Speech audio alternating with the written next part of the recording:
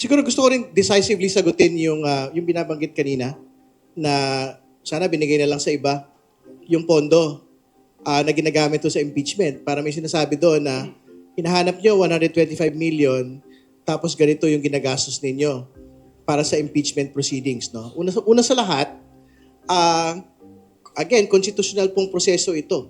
Kumbaga, in the same manner na pinupondohan ho natin yung pagkakaroon ng mga committee meetings, plenary sessions ng Kongreso at Senado, ganun din po yun.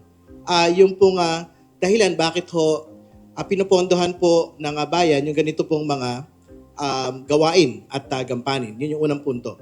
Pangalawa, wala naman ho dagdag na pondo na ginagamit dito po sa paggugol ho ng trabaho para sa impeachment proceedings, whether ng Kongreso at Senado.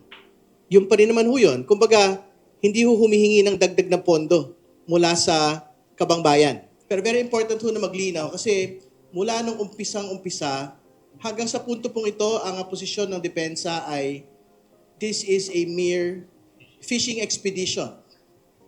Ang totoo ho, wala kang fishing expedition kung balyena yung nahanap. Kasi ang pinag-uusapan ho natin dito, hindi naman ho barya-baryang pere. Ang pinag-uusapan ho natin dito, 6.7 billion in total transactions over the course of 20 years. Ang pinag-uusapan ho natin dito, 4.4 billion in inflows into the bank accounts of the Duterte-Carpio couple over the course of 20 years. Siguro bago ang lahat, yung pong pinakamahalaga sa araw po na ito, yung mangyayari sa darating pong Lunes. No? Ito po yung karagdagang mga tanong sa mga magkabilang panig sa depensa at sa prosecution patungkol doon sa kanilang posisyon sa pagsabpina ng bank accounts, AMLC documents at BIR records ng mag-asawang Duterte-Carpio. Pero very important ho na maglinaw kasi mula nung umpisang-umpisa hanggang sa punto pong ito, ang posisyon ng depensa ay this is a mere fishing expedition. Ang totoo ho, wala kang fishing expedition kung balyena yung nahanap. Kasi ang pinag-uusapan ho natin dito, hindi naman ho barya-baryang pere. Ang pinag-uusapan ho natin dito, 6.7 billion in total transactions over the course of 20 years. Ang pinag-usapan ho natin dito, 4.4 billion in inflows into the bank accounts of the Duterte-Carpio couple over the course of 20 years. Di ba yung magkapatid mukhang nang gagalaiti dun sa plano ni na yung tungkol sa Caldero at Fishgok funds. Do we expect him to the siblings to raise serious objections planned probe by the Senate? Ombudsman Well, una sa lahat, hindi ho namin alam no? Kung ano po yung mangyayari doon sa pagsalang po ni Director Matibag. Pero, syempre, ang focus naman ho talaga namin is to let him speak his truth. No? Particularly on yung kabuuan po na komprehensibong investigasyon na ginawa po ng NBI. Kasi, ang narinig lang naman po natin, yung Cybercrime Division, sina Agent Kalilong, tsaka si Attorney Lotok. No? Yung kaya pong iambag kasi ni Director Matibag dito ay yung pong iba pang mga opisina, kung ano ho yung mga ginawa nila na dagdag na mga investigasyon sa pagbabanta ng pangalawang Pangulo. Pero as to kung ano ho yung gagawin ng mga senator judges on extraneous matters not related to the impeachment, we leave it to them. Kasi meron naman din ho silang karapatan na mag-raise po ng iba't iba pa hong mga usapin dito po sa amin pong mapagdinig. Ano sa tingin ninyo yung epekto ng pag-drop ninyo ng mga witnesses and seemingly pinapabilis natin. No? Ayaw nating tumagal masyado yung impeachment trial. Well, yung pong main consideration ay yung kasapatan na po ng ebidensya na naisalang. No? So, ibig sabihin, kung tingin ho namin ay pasok na po yung pagpapakita noong pong pagbabanta ng ating pong pangalawang Pangulo through the video authentication ni Agent Kalilong at yung kabuuan pong investigasyon na ginawa po ng Cybercrime Division, tingin ko hindi na kailangan magsalang pa ng mga dagdag pong mga testigo. No? So, yung pong kay Director Matibag is basically pagbubuo na lang po ng NBI investigation as an entire agency. Yun po yung una, no? Yung pagkasapat ng ebidensya to prove the allegations in the article. Pero pangalawa, syempre, may consideration din ho tayo doon sa haba rin po ng paglilitis. No? So, in as much as gusto ho namin talagang maisalang lahat, no? Pero kung tingin naman ho namin ay okay na, sapat na, wala naman ho nagbabawal na bawasan po yung trial date. So, ibig sabihin, meron pong, I think, at least around 6 witnesses po na hindi na po pinatuloy, no? For the threats article. So ang pinag-usapan ho natin dito, more or less, baka mga 3 hanggang 4 na linggo. Yung pong natipid ho nating mga araw. Kasi kung halimbawa nakita ho natin in the previous proceedings, more or less 1.5 to 2 days yung pong ginugugol para sa mga witnesses po na ito. So kung 6 po yung pinag-uusapan natin, 4 na linggo kung the entire length of direct and cross yung pong pinag-uusapan dito. So, malaking bagay na ho yun para sa amin. Kasi nga, on the 3rd week, next article na po yung pinag-uusapan ho natin by Wednesday. Si Ms. Zulaika Lopez, kailan po natin siya na-expect na magsasalita? Because I believe na witness din siya sa ibang article. Ganon din naman ho yung ano ho namin dito, pagtitiyak ho namin dito. Ano? So, depende pa rin ho yan doon sa day-to-day na takbo at itsura po ng presentation of evidence. So, nakalista pa rin ho siya doon sa ibang mga articles of impeachment. But ang totoo, may karapatan din ho magsalang yung depensa when their turn comes.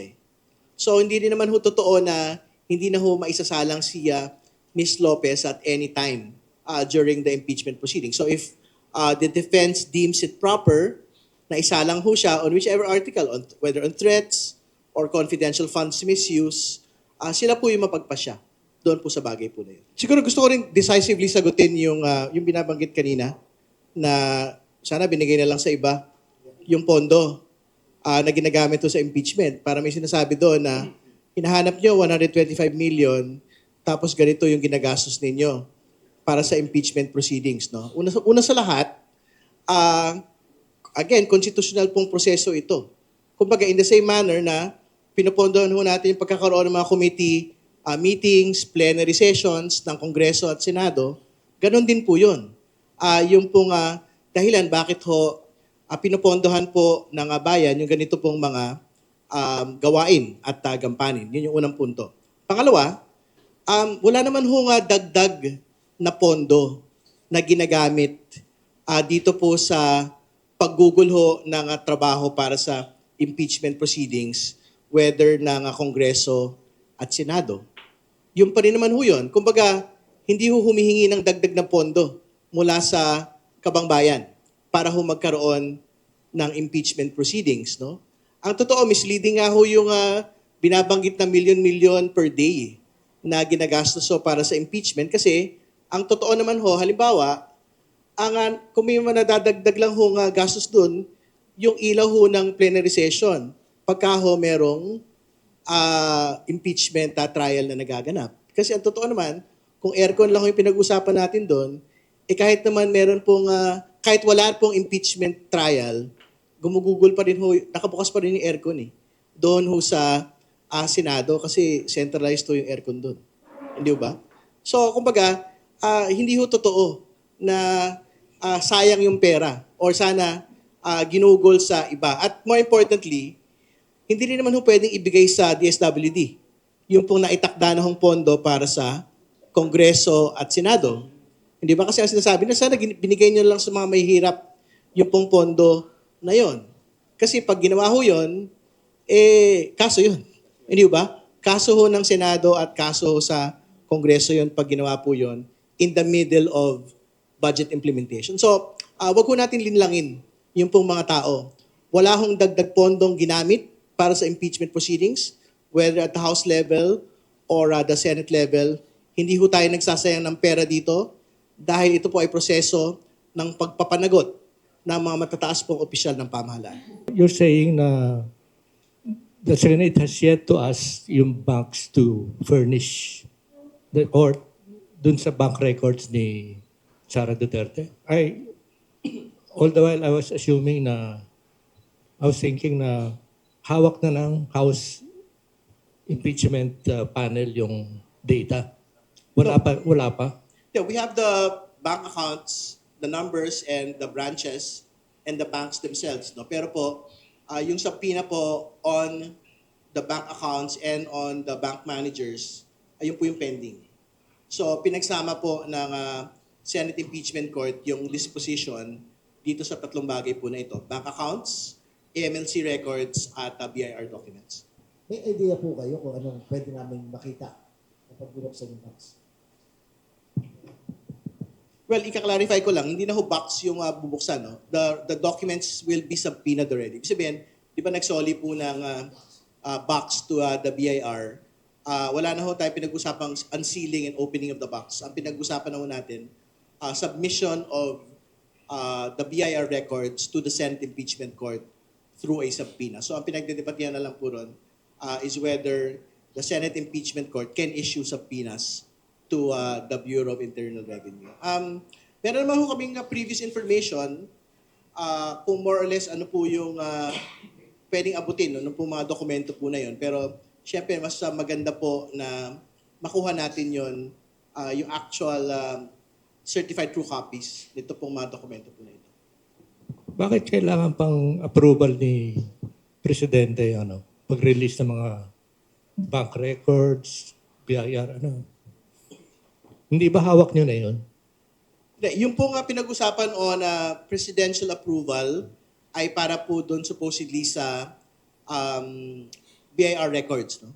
Kasi ganyan daw po yung ginawa doon po sa Corona impeachment trial kung saan it was required to secure a presidential approval for the opening and presentation of the BIR documents of the former Chief Justice.